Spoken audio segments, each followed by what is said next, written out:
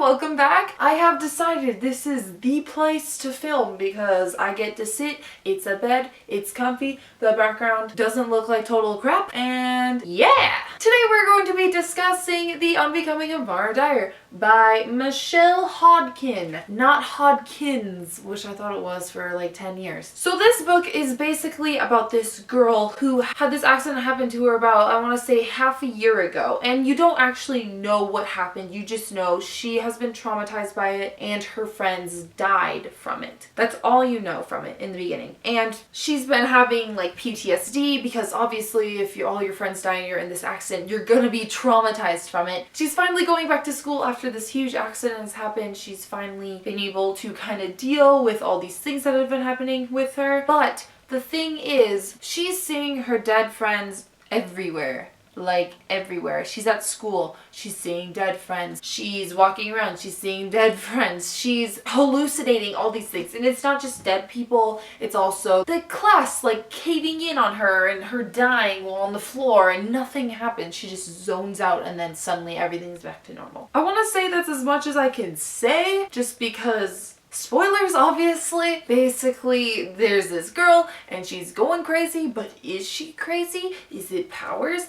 Is she going insane? Is this all in her head? Is maybe, I don't know, what is happening? So, if you want to figure out, read the book. Read the book. It's a really, really good book. I really love this book. I was kind of in a slump when I read it, so it took me a while to read it. I want to say like a week. But this book, had I read it when I was like on a roll, oh my gosh, it probably would have taken me like a day. It was so good. I really, really liked it and I highly recommend it to everyone who has not read it. So if you have not read this book yet, now is your time to leave if you do not want to get spoiled. If you want to get spoiled, you suck first of all, but I mean, I can't prevent you from staying, so I guess you're still here. But anyway, if you haven't read it, leave. Okay, that was enough time to leave. All of you should be gone by now. Okay, so in my notebook where I write down all my notes on my books. Haha, notebook, haha, so funny. I actually wrote down my first impression for this book, which I don't normally do, but this was after I read a couple of pages, and so I'm just gonna read to you what my first impression was. Is this girl okay? She seems crazy, but also seems like something is legit wrong with her. I'm slightly confused as to who the random British guy is. Also, how did she kill that guy? Like, poor dog. Why is she seeing her dead friends everywhere? Also, what happened at the asylum? We figure out what happened at the asylum. We figure out everything that happened. Let's start off. Noah is the British guy. He is amazing and you love him. He is one of your favorite characters. 1, he's British. 2, he is so nice despite all those rumors about him. He is such a good guy. I think he's just genuinely misunderstood. I love him. He's so nice. I mean, he's conveniently rich, which probably plays in. No, he was just really a great guy and I really loved him. He's the fave. So, that twist at the end though, where Noah basically can like sense if people are going to die and like sense feelings or something. When he heard Mara's brother Joseph, or seen, sense her brother like kidnapped, gone, you know, whatever. First of all, I thought that whole thing was fake because she convinced herself, she's like, oh, must have happened in my head, and no one never said anything about it. So I was like, okay, she's like really crazy, like she's going insane now. But then it was real and I was like, what? But anyway, back to the point. Sorry, I'm distracted. Noah also has this power. That's why he was hanging out with Mara so much. That's like cheating at friendship.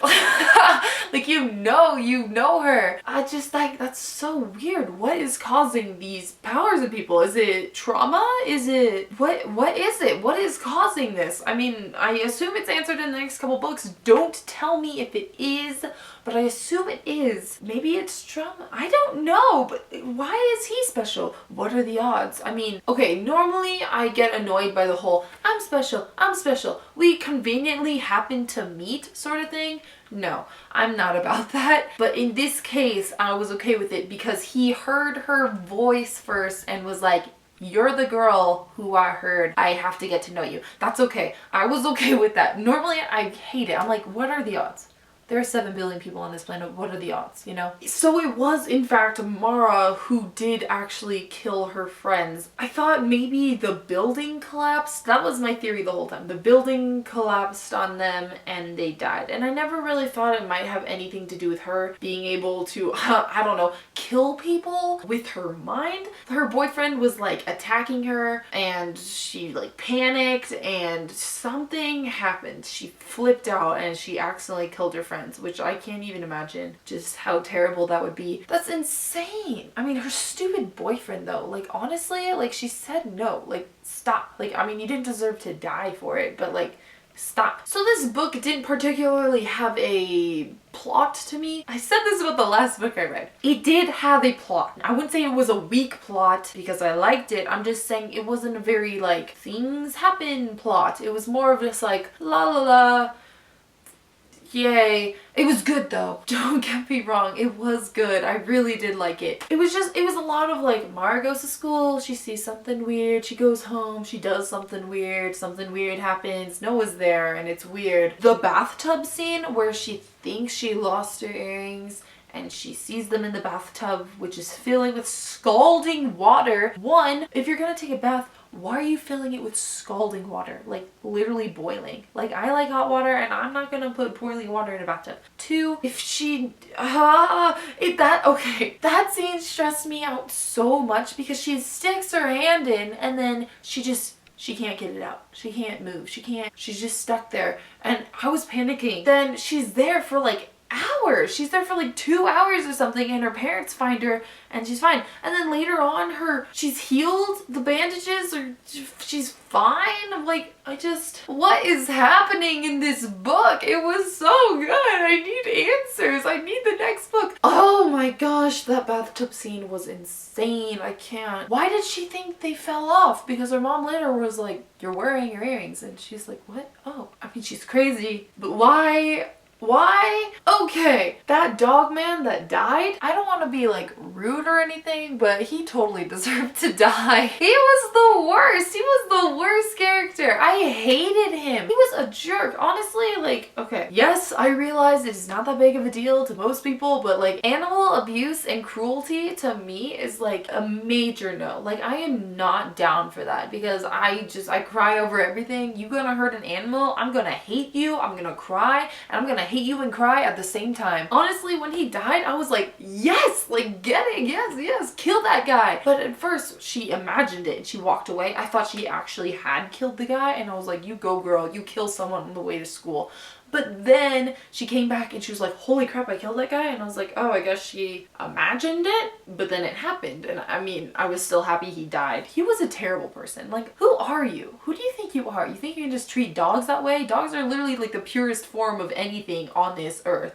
And you're gonna treat a dog that way? Really? Okay, I feel like I didn't really cover much of anything in this book talk. I mean, I really liked the book, guys. It was really good. And I immediately ordered the next two when I couldn't find them at Barnes & Noble. I am so excited to read the next ones. I want to know what this whole Noah thing is about. How did he get his power? I still don't know. How do they get their powers? Don't tell me. Because she was fine before the accident, but then she had all that trauma and then she wasn't okay. But Noah, his mom like died or something, right? So I guess that's traumatic, but like not really. He doesn't seem that upset by it. But I mean, maybe. I don't know. Theories, huh? I don't know. I'm so excited to read the next books though. Oh, Jasmine's standing up. Thank you so much for watching. I hope you enjoyed. Give me a thumbs up if you want to share any thoughts you had on the book without spoilers for the next two books. Then feel free to comment below. Thank you so much for watching and I will see you soon with another video. Bye!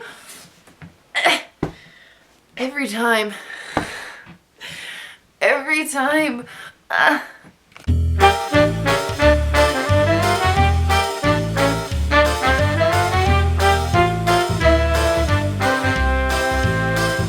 Animal abuse and cruel to me.